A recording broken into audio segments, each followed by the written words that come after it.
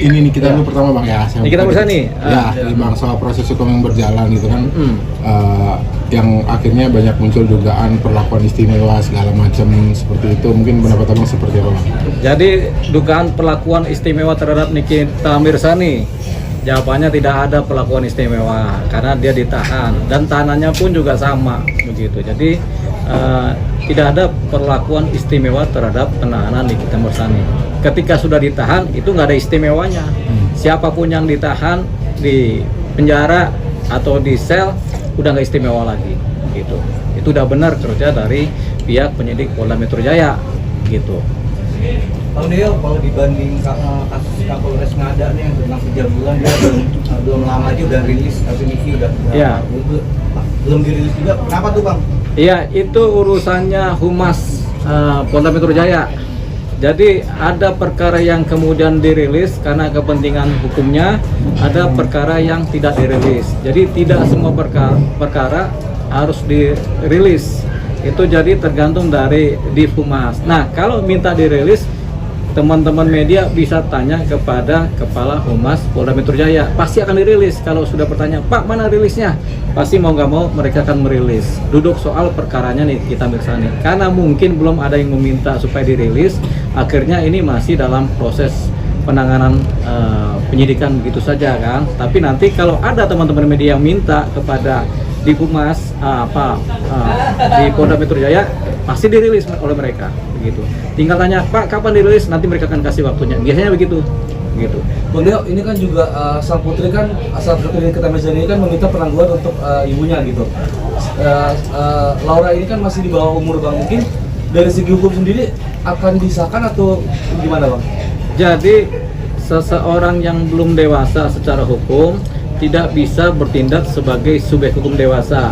Jadi artinya ketika dia mengajukan tanda tangan dan belum punya KTP, tanda tangannya sebagai subjek hukum dewasa tidak berlaku. Nah, terhadap perkara-perkara hukum yang terkait utamanya misalnya pengajuan permohonan, pengajuan permintaan, pembuatan perjanjian-perjanjian, anak-anak yang belum dewasa, belum 17 tahun tidak bisa menandatangani perjanjian, baik perdata maupun pidana. Nah, si anaknya Nikita Mirzani kan masih di bawah umur, belum ada KTP, belum 17, jadi nggak bisa melakukan tindakan sebagai subjek hukum dewasa. Jadi tidak punya hak atau dianggap tidak sah kalau mengajukan surat-surat yang ditandatangani oleh yang bersangkutan dalam konteks yang sifatnya ada hukum-hukumnya. Gitu. Mungkin syarat-syarat untuk meminta penangguhan itu seperti apa sih Bang?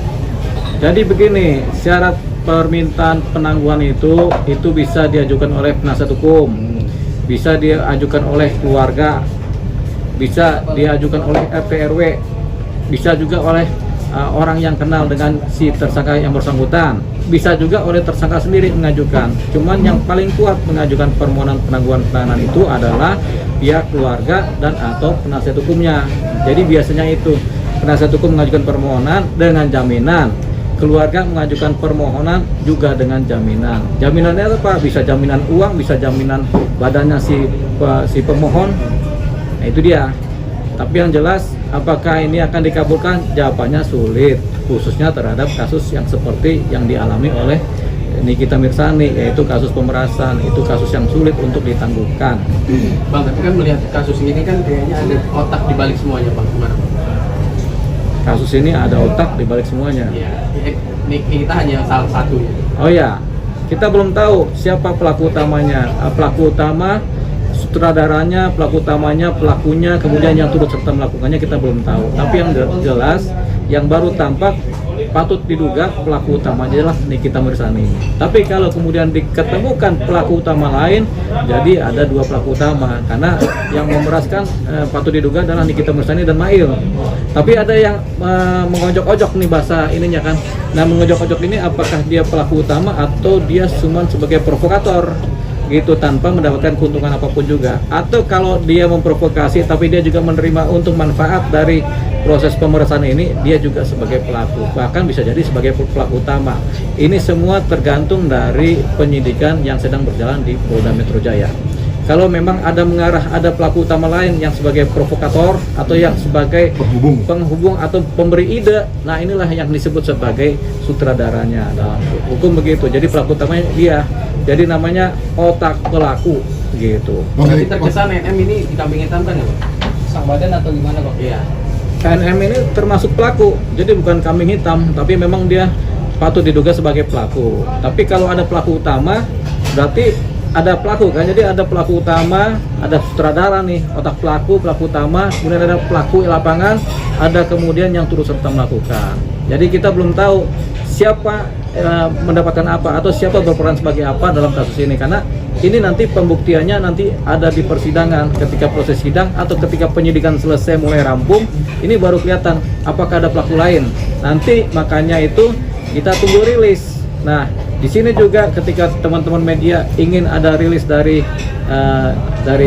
Divisi Humas Polda Metro Jaya, ya kita sampaikan juga kepada Divisi Humas Polda Metro Jaya, kami teman-teman media mengajukan permohonan supaya terhadap kasus yang terkait perkara pemerasannya Nikita Mirzani dan Mail dengan pelapornya adalah Reza Gladys, itu supaya segera dirilis supaya tidak menimbulkan kedugaan-dugaan yang negatif dari masyarakat, dari netizen maupun dari media. Jadi itu sudah kita pesankan kepada Kepala Humas Polda Metro Jaya, yaitu Bapak Ade Ari gitu.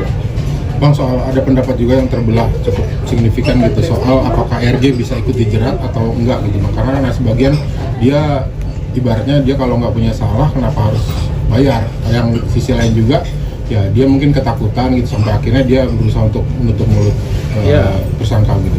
Jadi begini, jadi kasusnya si pelapornya RJ ini kan kita bukan kasus penyuapan. Jadi tidak ada laporan mengenai penyuapan, apalagi ini swasta ketemu swasta.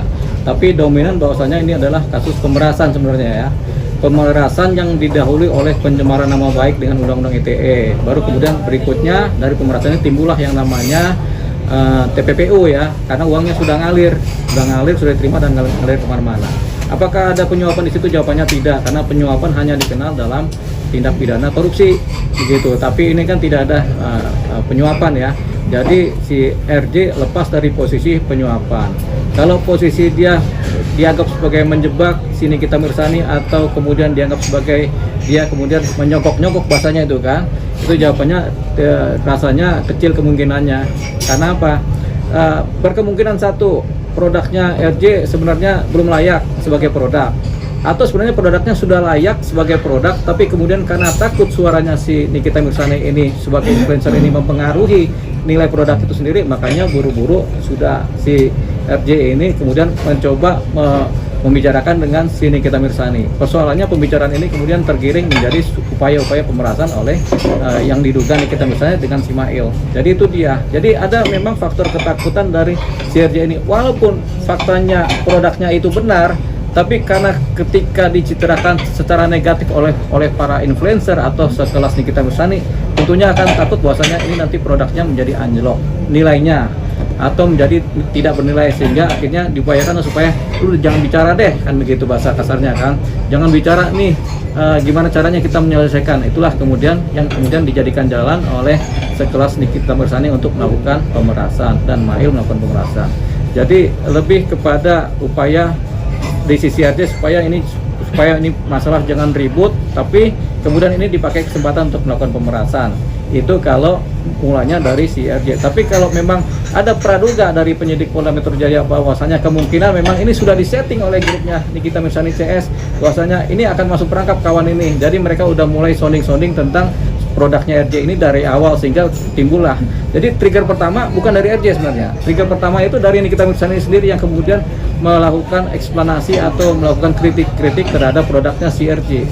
Kan tidak dimulai oleh RJ sendiri kan, dimulai dari Nikita Mirzani sendiri dan kelompoknya, sehingga ini ke bawah, si RJ ini ke bawah, sehingga dia terhanyut dan kemudian dia akhirnya berupaya melakukan upaya untuk penyelesaian secara baik gitu. Jadi tetap ini disebut sebagai pemerasan karena ini pasti dimulai oleh trigger pencemaran nama baik yang diduga dilakukan oleh Nikita Mirzani.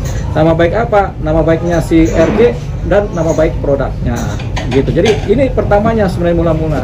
Jadi bukan RJ tiba-tiba datang ke Nikita, tapi ada penyebabnya, yaitu ada trigger dari upaya-upaya penyampaian-penyampaian kritik-kritik produk yang kemudian bisa dianggap sebagai mencemarkan nama baik produknya dan orangnya.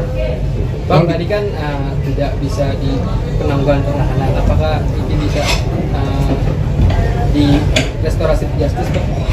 Kasus pemerasan tidak dikenal restoratif justice, kasus pembunuhan tidak dikenal restoratif justice, kasus pencurian juga, kemudian kasus perkosaan juga tidak dikenal yang namanya restoratif justice.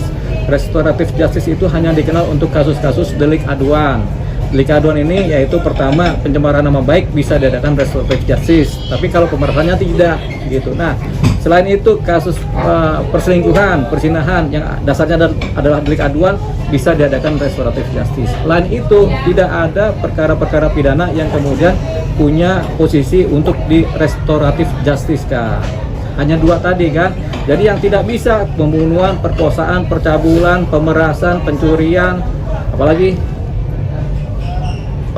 narkotika itu nggak bisa diadakan restoratif justice. Jadi ya sudah, posisi restoratif justice tidak ada.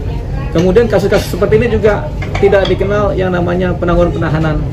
Walaupun ada hak dari para tersangka ataupun keluarga ataupun penasihat hukum untuk mengajukan permohonan penangguhan penahanan, tapi kasus-kasus ini pada umumnya tidak dikenal penangguhan penahanan. Jadi Nikita Mirzani kemudian agak sulit mendapatkan penangguhan penahanan kecuali yang bersangkutan sakit parah atau ada apa, sehingga yang ada adalah pembantaran gitu di rumah sakit kepolisian.